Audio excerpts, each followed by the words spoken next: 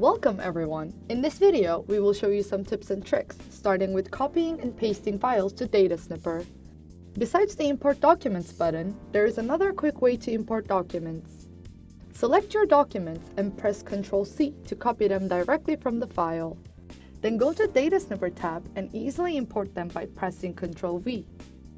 Once the documents are imported, you can see them in the document viewer. The next trick is the Search and Snip function. By using the search functionality, you can search through all uploaded documents. Once you find the document you are looking for, you can directly snip the data from the search result pane into your Excel workbook. With version 4, you can now edit cell contents of a snip. By right-clicking on a snip, you can edit cell value, you can change snip to another snip such as validation or exception, or you can delete the snip.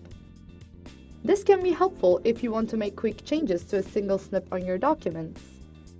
Finally, it is also possible to change the direction of your snips on your Excel workbook. By pre-selecting an area in Excel, you can direct where your next snip will appear. This can save you many clicks going back and forth when you need to extract information horizontally to your Excel workbook.